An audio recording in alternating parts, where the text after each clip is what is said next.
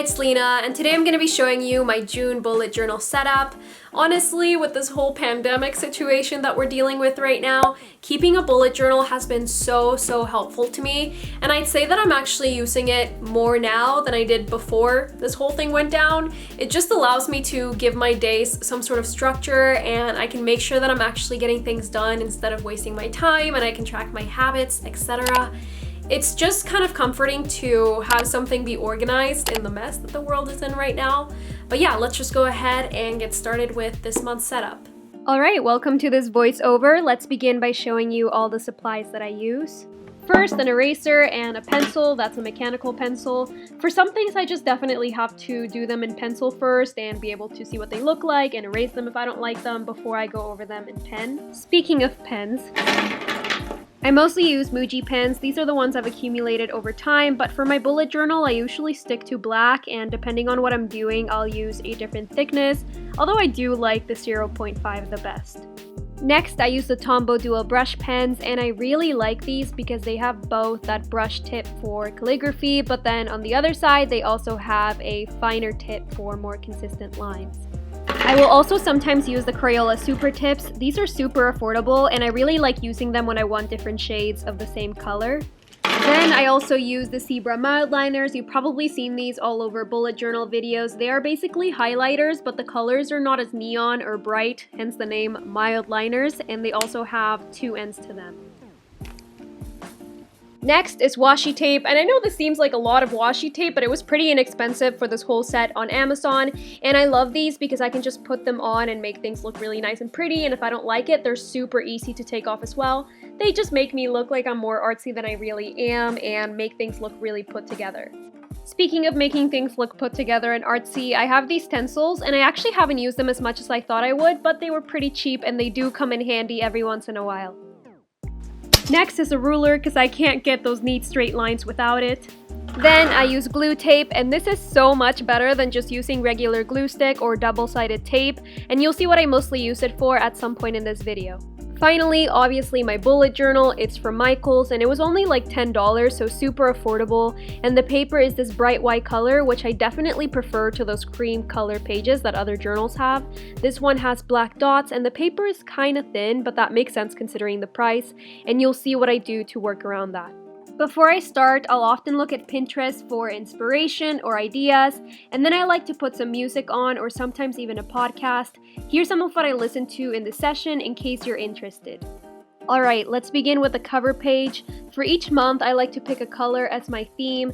I know a lot of people like to pick more detailed themes, like a floral theme or a beach theme, but I can't really draw that well, and I actually prefer to keep it kind of simple anyways. So here, I'm making a border, and I used 3 different shades of blue and spaced out the lines a little bit. And I made a small mistake at the top here, so the line looks a little bit thicker than on other parts, but it's not a big deal. And then I used the brush pen to make the June title and went over it a few times to make it a tiny bit darker. Once I was done with that, I felt like it was still missing something, so I decided to fill in part of the border with the lightest blue color, and that's the cover page. Overall, pretty easy to make. Then I like to do my goals right next to the cover page, so they're right at the beginning of the month. I'm using washi tape here at the top and overlaying a different shade of blue to make it look nice and pretty, and then making a rectangle. It kind of reminds me a little bit of a clipboard. And before, I'd written the title in pencil, so I'm erasing enough so that I could still see the outline and go over it with brush pen. And then I just go ahead and fill out some goals. Some of them are things that I have for every single month, like reading at least 1 book or working out consistently, becoming more flexible, etc. And then some are more specific to what I want to get done in that month. It's really great to write these things right at the beginning of the month. It gives me some direction and it holds me accountable. And it's so nice to look back at the end of the month and see which goals I actually accomplished. It's so satisfying to put that little check in the box. Now that I flipped the page over, you can see there's some ghosting and bleed through from the pen and the ink that I used because the paper is kind of thin. So to work around this, I use the glue tape and glue the 2 pages together. I don't do this for every page because sometimes it really doesn't bug me, but for this section I really didn't want that to be seen.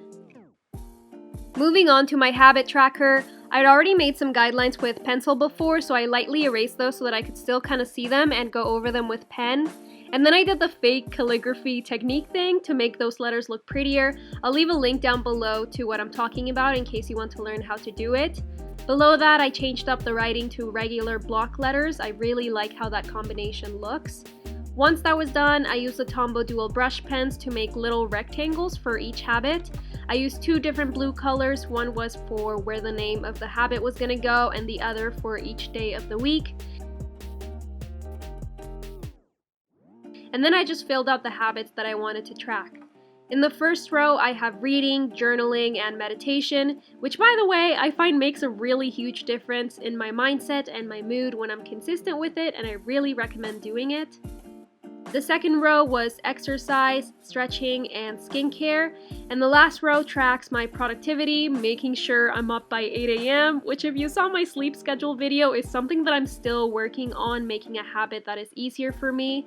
And then the last one is playing guitar/ukulele.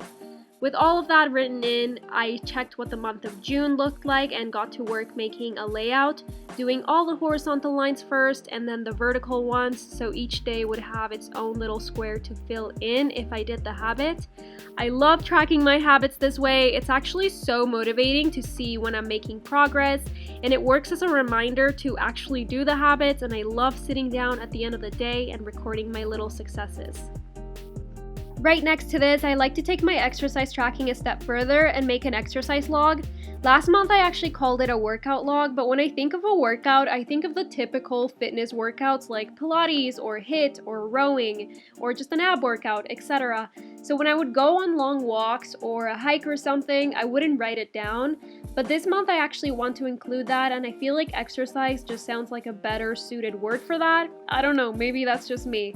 But yeah, it's a pretty simple layout, and each day I'll go in and fill out what I did and for however long. So I'd say ab workout for 30 minutes or a 45-minute HIIT workout or a 30-minute walk, whatever it was. And I also like to include my stretching time here.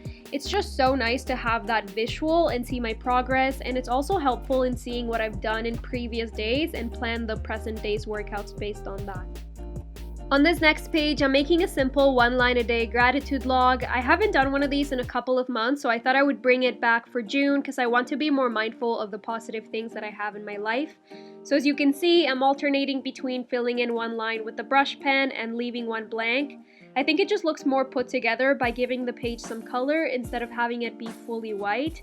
And each night I will write down something I was grateful for that day. It can be super simple, like if I had a good meal or a good conversation with my parents or saw a good movie or I did something really special that day. I've been practicing gratitude in a different way in the last few weeks, and I definitely notice a difference in my happiness by realizing how much I have to be grateful for, so I want to try this way of doing it. Then I'm making a write it down page. If you're familiar with typical bullet journal spreads, this is basically like those brain dump pages that people do. I just don't really love the phrase brain dump, so instead I use write it down. And if you don't know what I mean by this, I'll explain in a few seconds. But I did some rounded corners for this page. I used a part of a stencil for that and then completed the border with some vertical lines. And then I used another stencil to make a banner at the top for the main title. Essentially, this is a page to write down anything. This could be YouTube video ideas if I see something that I might want to buy in the future, movies that were recommended to me, planning ideas for next month. It's literally just to write down anything that I want to remember that comes up during the month. Moving on to my weekly layout, I've tried a few different ones over time, but so far this one has been the one that's worked best for me. So I'm starting by making the header by using some washi tape. I do one page at a time and then line the tapes up in the middle, and then I write the dates on top of the washi tape. Then I make 8 columns. 7 of them are meant for each day of the week, and the first one is where I write my weekly goals, and I do this at the start of every single week to give my week some sort of direction. For each day, I'll set up a time from 8 a.m. to midnight, which might seem a little bit excessive, but honestly, it's kind of nice to plan out my day that way. Although I don't always end up planning out every single hour, it's just nice to have the choice. Then at the bottom, each day has its own little to-do section, which is the first thing I fill out every morning, and I'll basically plan my day around what I want to get done. This is what that will kind of end up looking like. This was one of the weekly spreads from May. Then I went through and did the same for the other weeks, alternating the washi tape color from light to dark blue as the week switched, and the last 2 days of June are a Monday and a Tuesday, and I consider putting them in my July setup, but it's just nicer to have 1 month in its own area, so I filled out half of the other page with a little note section, which I'm not totally sure I'll use, but I didn't want to leave it blank. Lastly, I'm making a June review to basically recap things that happened in the month. I'm using the stencils to make these really simple accents around the title, and then I used another stencil to make one of the boxes, and that is where the highlights of June are gonna go, so I'll just be writing the most exciting things that happened. Then using that same stencil for the rounded corners to make another box, and this one is where I'm gonna be recapping how I did with my habits. So I'm just writing down all the habits, and at the end of the month I'll write down how many days I actually did them for.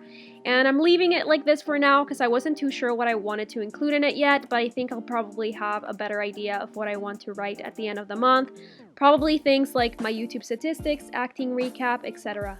And now it's time for the final flip through. I'm really happy with how this month turned out, and I'm really excited to be using it.